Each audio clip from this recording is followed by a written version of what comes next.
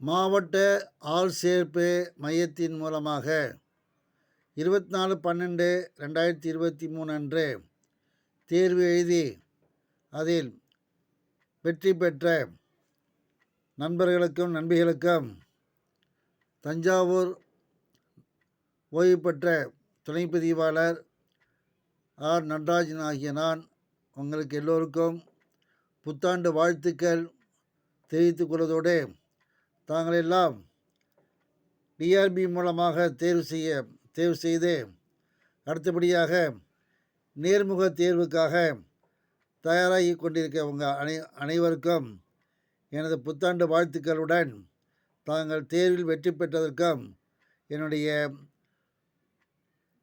அன்பான வாழ்த்துக்களை தெரிவித்து கொண்டு இந்த பதிவில் அடுத்தபடியாக தாங்கள் எழுத்துத் தேர்வில் வெற்றி பெற்ற பிறகு தங்களுக்கு அந்தந்த மாவட்டத்திலே நேர்முகத் தேர்வு நடத்த இருக்கின்றது. அந்த நேர்முகத் தேர்வில் தாங்கள் எவ்வாறு கலந்து கொண்டு நேர்முகத் தேர்வு நடத்தக்கூடிய அந்த அதிகாரிகளுக்கு தாங்கள் எவ்வாறு பதிலளிக்க வேண்டும் என்பதையெல்லாம் இந்த வீடியோவை நான் பதிவு செய்ய இருக்கின்றேன். எனவே இந்த வீடியோவை தாங்கள் ஸ்கிப் பண்ணாமல் பார்த்து சப்ஸ்கிரைப் செய்து உங்களுடைய நண்பர்களுக்கும் மற்றவர்களுக்கும் இதை தெரிவித்து நீங்கள் இதன் மூலமாக பயனடைய வேண்டும் என்ற என்னுடைய விருப்பத்தையும் தெரிவித்து கொண்டு தாங்கள் டிஆர்பி மூலமாக தேர்வு செய்யப்பட்ட உங்களுக்கு இந்த நேர்முகத் தேர்வில் இன்டர்வியூ இதில் எவ்வாறு கலந்து கொள்ள வேண்டும் என்பதற்கான எனது ஆலோசனைகளை தங்களுக்கு இதன் மூலமாக தெரிவித்துக் கொள்கின்றேன். நானும் இதுக்கு முன்பாக நடத்தப்பட்ட சில நேர்முகத் தேர்வுகளில் நானும் ஒரு அங்கமாக இருந்து பல கேள்விகளை கேட்டு தேர்வு செய்து இருக்கின்றேன் என்ற ஒரு எக்ஸ்பீரியன்ஸ், அந்த ஒரு அனுபவத்தை கொண்டும் உங்களுக்கு என்னுடைய இந்த ஆலோசனை கூற இருக்கின்றேன். தாங்கள் நேர்முகத் தேர்வுக்கு செல்லும் பொழுதே முதலில் என்ன கடைபிடிக்க வேண்டும் என்றால், உங்களுடைய ஆடை மிகவும் தெளிவாகவும் அருவருக்கத்தக்கதாக இல்லாமலும் மிகவும் எளிமையானதாகவும் அதே சமயத்தில் நல்ல உடையை உடுத்தி கொண்டு செல்ல வேண்டும். அதற்கு ஆங்கிலத்தில் ட்ரெஸ் கோடு என்று சொல்லுவோம். உங்களுடைய அப்பியரன்ஸ், உங்களுடைய உருவத்தை எடுத்து காட்டுவது முதலில் உங்களுடைய ஆடை தான். அந்த ஆடை பெண்களாக இருந்தால் டிரான்ஸ்பரண்டாக எந்த ஆடையும் அணியக்கூடாது. ஆண்களாக இருந்தால் மேல் சட்டையில் போடக்கூடிய அந்த மேல் பட்டன் வரைக்கும், அதாவது காலர் பட்டன் இல்லை, அதுக்கு இந்த போல் இருக்கக்கூடிய இல்லையா, இந்த பட்டன், அதன் கீழே இந்த பட்டன் காட்டுறேன் இல்லையா, இந்த பட்டன் போடலாம், அல்லது அது கீழே இருக்கக்கூடிய அந்த முதல் பட்டனும் போட்டுடணும். எந்த காரணத்தை கொண்டும் உங்களுடைய கழுத்து பகுதி தெரியாமல் இருக்கும்படி உங்களுடைய ஆண்களாக இருக்கும் பொழுது அதை அந்த மேல் பட்டன் வரைக்கும் போட்டிருக்க வேண்டும். இங்கே உள்ளே அணியக்கூடிய, அதாவது உங்களுடைய சட்டைக்கு உள்ளே அணியக்கூடிய செயின் அல்லது வேறு விதமான ஆபரணங்கள் வெளியில் தெரியும்படியாக இருக்கக்கூடாது என்பதுதான் இதில் முக்கியமான காரணமாக இருக்கும். ஆகவே உங்களுக்கு உங்களுடைய ஆடை மிக முக்கியம். ட்ரெஸ் கோடு என்று சொல்லக்கூடியது மிக முக்கியம். அதை மிகவும் கவனமாக தேர்வு செய்யுங்கள். முடிந்த வரைக்கும் வெள்ளை ஆண்களாக இருந்தால் ஒயிட் ஷர்ட்டை பொறுத்த வரைக்கும் ஒயிட் ஷர்ட் அணிந்தால் மிகவும் தெளிவாகவும் நன்றாகவும் இருக்கும் என்பது என்னுடைய கருத்து. அது உங்களுடைய விருப்பத்தை பொறுத்திருக்கு. ஒரு வெளியாக அல்லது அருவருக்கத்தக்க அளவில் கலரை போட வேண்டாம். ஷர்ட்டை பொறுத்த வரைக்கும், பெண்களை பொறுத்த வரைக்கும் அதே போல் நீங்கள் எந்த ஆடை வேணால் அணியலாம், ஆனால் டிரான்ஸ்பரண்டாக இருக்கக்கூடாது என்பதுதான் முக்கியமானது. பெண்களை பொறுத்த வரைக்கும் சாரி கட்டிட்டு போகிறது மிக நல்லதாக இருக்கும். இல்லை உங்களுக்கு அது அசௌகரியமாக இருக்குமே உங்களுடைய ட்ரெஸ் கோடை நீங்கள் செலக்ட் பண்ணி செய்கிறது நல்லது. இது முதல் முக்கியம், ட்ரெஸ் கோடு. அதே போல் ஆண்களை பொறுத்த வரைக்கும் தலைமுடியை பொறுத்த வரைக்கும் முறையாக சீவி நல்ல படியும்படியாக வைத்து கொண்டு க்ளீன் ஷேவ் செய்து கொண்டு இருக்க வேண்டும். ஆனால் தற்போது இருக்கக்கூடிய அநேக இளைஞர்கள் தாடி வைத்திருக்கின்றார்கள். அது தவறு இல்லை. ஆனால் அதையும் சரியாக ஒழுங்குபடுத்தி சீவிக்கொண்டு செல்ல வேண்டும். எந்த விதத்திலும் உங்களுடைய முடி ஒரு அசிங்கமாக இருக்கக்கூடாது என்பதை தாங்கள் தெளிவாக தெரிந்து கொள்ளுங்கள். ஆண்களை பொறுத்த வரைக்கும். பெண்களை பொறுத்த வரைக்கும் அதுபோல் முடியை தாங்கள் சடை பின்னி போட்டாலோ அல்லது வேறு விதமாக நீங்கள் முடி அலங்காரம் செய்தாலும் அது அருவருக்கத்தக்கதாக இல்லாமல் முறையாக எப்போதும் பார்ப்பதற்கு ஒரு எளிமையாக இருக்கும்படியாக இருந்தால் மிகவும் நல்லதாக இருக்கும் என்பதுதான் என்னுடைய கருத்து. ஆடையை பொறுத்த வரைக்கும் ஒரே ஒரு வார்த்தை சொல்லப்போனால், நம்மளை பார்க்கும்போது பிறர் அருவருக்கத்தக்க அளவில் இருக்கக்கூடாது என்பதுதான் இது முக்கியமான கருத்தாக இருக்கும்.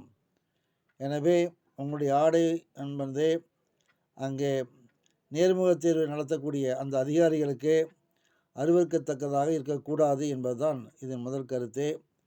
எனவே ட்ரெஸ் கோடு ஆடையை பொறுத்த வரைக்கும் மிக மிக கவனமாக இருப்பது மிக முதல் ஐட்டமாக நீங்கள் அதை தெரிந்து கொள்ள வேண்டும்.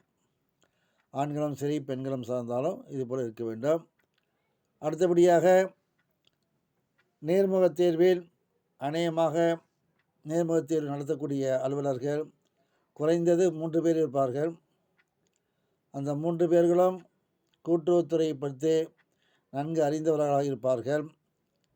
ஆகையினால் அந்த அதிகாரிகளுக்கு நாம் மிகுந்த மரியாதையும் வணக்கமும் செலுத்த வேண்டும் என்பதற்காக இப்போது நான் சொல்ல இருக்கின்றேன். நேர்முக தேர்வுக்கு அந்த அறைக்குள்ளே நீங்கள் செல்லும் பொழுதே 3 அதிகாரிகள், அதாவது நேர்முக தேர்வு நடத்தக்கூடிய அதிகாரிகள் 3 பேர் அமர்ந்திருந்தால் இருகரம் கூப்பி, நல்லா கவனிங்க, இருகரம் கூப்பி ஒவ்வொருவருக்கும் வணக்கம் என்ற வார்த்தை அழுத்தமாகவும் திருத்தமாகவும் ரொம்பவும் சத்தமாக இல்லாமல் மைல்டு வாய்ஸ், ஐயா வணக்கம், ஐயா வணக்கம், ஐயா வணக்கம் அப்படின்னு சொல்லணும். ஒருவேளை அங்கே இருக்கக்கூடிய அதிகாரிகளில் பெண் அதிகாரிகளும் இருக்கலாம். அப்படி இருந்தாலும் மேடம் வணக்கம் அப்படின்னு சொல்லணும். இல்லை எல்லாருமே பெண் அதிகாரிகளாக இருந்தால், மேடம் உங்கள் அனைவருக்கும் எனது பணிவான வணக்கம் அப்படின்னு சொல்ல தெரிஞ்சுக்கணும். ஒருவேளை எல்லாருமே ஆண்களாக இருந்தால், ஐயா அல்லது சார் வணக்கம் வணக்கம் வணக்கம் அப்படின்னு இருகரம் கூப்பி சொல்லணும். கையில் ஏதாவது நீங்கள் பேடோ பையோ வச்சுருந்தா அந்த டேபிள் வைத்து விட்டு அதன் பிறகு சொல்லணும். இல்லைன்னா கீழே பையை வைத்து கொண்டு அதன் பிறகு அவர்களுக்கு பணிவான வணக்கத்தை சொல்லணும். பணிவாக வணக்கத்தை தெரிவித்துக் கொள்கின்றேன் அப்படின்னு சொல்கிறது தான் மிக நல்லதாக இருக்கும். குட் மார்னிங் வார்த்தையெல்லாம் அதிகமாக படுத்தக்கூடாது. மைல்டு ஸ்பீக் இருக்கணும். ரொம்ப உறக்கமாகவும் இல்லாமலும் ரொம்ப தாழ்மையான, அதாவது லோ வாய்ஸ்னு இருக்கக்கூடாது. அவர்களுடைய கவனத்தை இருக்க மாதிரி நம்முடைய வாய்ஸ் தெளிவாகவும் உச்சரிப்பு நல்லாகவும் இருக்க வேண்டும்.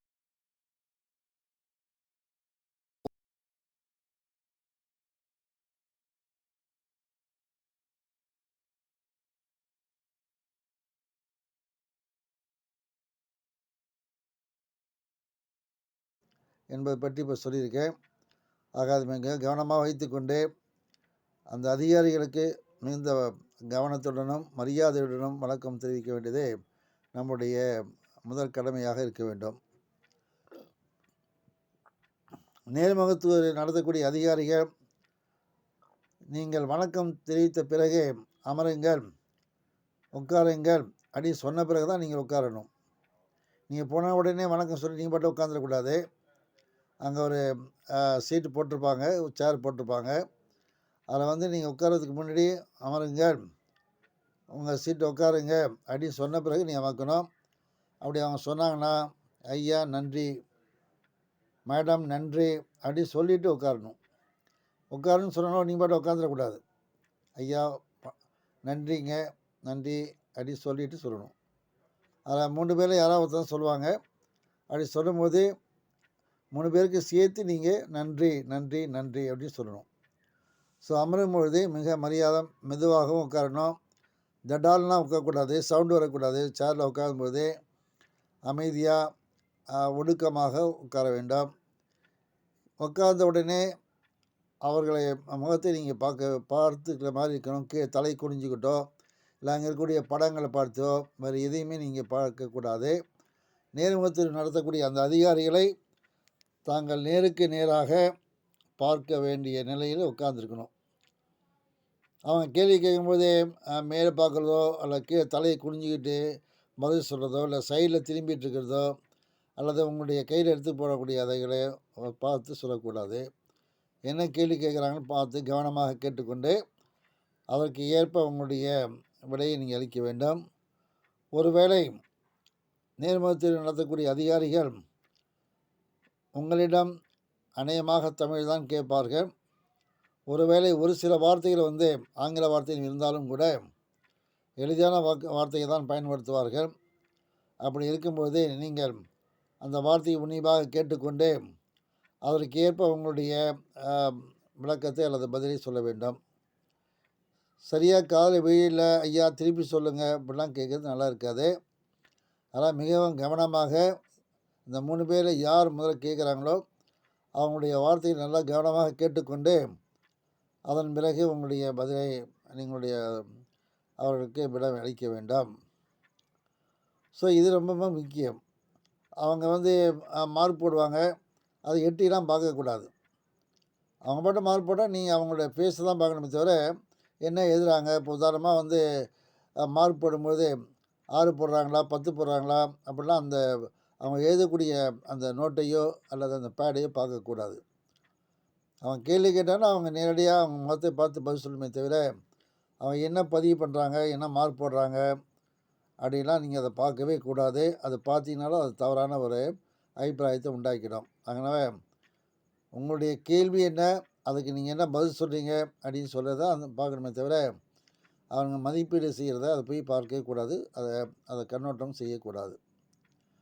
ஸோ அடுத்தபடியாக என்ன விதமான கேள்விகள் கேட்கலாம் அப்படிங்கிறதுக்கு ஒரு சின்ன குறிப்பு தரேன். அதை நீங்கள் பார்த்துங்க. உங்களை அமருங்கள் அப்படின்னு சொன்னோன்னே நீங்கள் என்ன சொன்னீங்கன்னா ஐயா வணக்கம், நன்றி வணக்கம், நன்றி ஐயா அல்ல நன்றி மேடம் அப்படின்னு சொல்லிட்டு அமர்றீங்க இல்லையா? அமரும் பொழுது உங்களுடைய பேர் என்ன அப்படின்னு எடுத்தோன்னே கேட்டாங்கன்னா அப்போ அவங்க பேர் சொல்லணும். அப்போ பேர் சொல்லும்போது உங்களுடைய இன்ஷியலும் சேர்த்து தான் சொல்லணும். இப்போ உதாரணமாக என்னுடைய பேர் என்ன அப்படின்னு என்னை கேட்டாங்கன்னா நான் என்ன சொல்லுவேன், என் பேர் நடராஜன். அப்போ இன்ஷியோடு சேர்த்து தான் சொல்லணும். நடராஜன் மட்டும் சொல்லக்கூடாது. ஏன்னு கேட்டால் நீங்கள் உங்களுடைய பேருங்க சொல்லும்போது அவங்களுடைய கையில் லிஸ்ட் வச்சுருப்பாங்க. அந்த லிஸ்ட்டில் உங்களுடைய பேர் இன்ஷியோடு சேர்ந்து தான் இருக்கும். இல்லை உங்களுடைய தகப்பனார் பேரையும் அதில் டைப் ஆகிருக்கணும், அதை வெரிஃபை பண்ணிப்பாங்க. அதனால் உங்களுடைய பேர் சொல்லும்போது உங்களுடைய முதலெழுத்து இன்ஷியல் சொல்ல முடியா, அதையும் சேர்த்து தான் நீங்கள் உங்களுடைய பேர் சொல்லணும். ஸோ அதனால் இப்போ உங்களுடைய பேர் என்ன, வாட் இஸ் யுவர் நேம் அப்படின்னு கேட்டாங்கன்னா உடனே பேரை மட்டும் சொல்லாமல் இன்ஷியலோடு சேர்த்து நீங்கள் உங்களுடைய பேரை மைல்டான முறையில் அவங்களோட காதில் கேட்குற மாதிரி சொல்லணும். இந்த முணுமுணுக்கு வார்த்தையோ அல்லது ரொம்ப சவுண்டாகவும் பேசக்கூடாது. முன்னாடி சொல்லிட்டேன். மைல்டு வார்த்தையாகவும் அதை இனிமையான குரலாகவும் இருக்கும். இனிமையான குரல்னு கேட்டால் கூடிய மட்டும் ஒரு எரிச்சல் ஊட்டக்கூடிய என்ன உங்கள் பேர் என்ன, என் பேர் நடராஜன் அப்படிலாம் அந்த வார்த்தை கொஞ்சம் ஸ்பீடாலாம் சொல்லக்கூடாது. இப்போ உங்கள் பேர் என்ன, இப்போ உதாரணத்துக்கு இப்போ என்னையே எடுத்துக்கங்க. இப்போ நான் ஒரு நேர்முக அதிகாரிக்கு முன்னாடி நான் இப்போ உட்காந்துருக்கேன்னா, இப்போ நான் வீடியோவில் பார்க்குற மாதிரி உட்காந்துருக்கேன்னு சொன்னால் உங்கள் பேர் என்ன அப்படின்னு கேட்கும்போது நான் எப்படி பதில் சொல்கிறேன். இப்போ நான் சொல்கிறேன் பாருங்கள், எப்படி சொல்கிறேன்னு பாருங்கள். ஐயா என் பெயர் நடராஜனுங்க அப்படின்னு சொல்லணுமே தவிர என் பேருங்களா அப்படி திருப்பி ஒரு கேள்விலாம் கேட்கக்கூடாது. சில பேர் அப்படி கேட்பாங்க. அவங்க தான் உங்கள் பேர் என்னன்னு கேட்டுட்டாங்க. அப்போ திருப்பி நீங்கள் நேரடியாக பதில் தான் சொல்லணும் தவிர சில பேர் என்ன பண்ணுவாங்க, என் பேரா கேட்டீங்க, என் பேரா அப்படின்னு திருப்பி ஒரு வாட்டி கேட்பாங்க. அதுமாரி எல்லாம் இருக்கக்கூடாது. உங்கள் பேர் என்ன அப்படின்னு கேட்டாங்கன்னா உள்வாங்கிக்கிட்டு என் பேர் வந்து உதாரணமாக நான் சொன்னது போல் என் பெயர் ஆர் நடராஜன் அப்படின்னு சொல்லணும். அதனால் முக்கியமாக பேர் கேட்பாங்க. ஏன் பேர் கேட்க நீங்கள் தான் அந்த லிஸ்ட்டு படி வந்திருக்கீங்களா, நீங்கள் தான் வந்திருக்கீங்களா அப்படிங்கிறது அந்த வெரிஃபை பண்ணுறதுக்காக அந்த லிஸ்ட்டை வச்சுக்கிட்டு முதல்ல உங்கள் பேர் கேட்பாங்க. அது பேரை வந்து இப்போ நான் சொன்ன மாதிரி பணிவாகவும் தெளிவாகவும் குரல் வந்து அவங்களுக்கு கேட்குற மாதிரி சொல்லணும். முதல்ல உங்கள் பேரை பற்றி கேட்டாச்சு, சரிங்களா?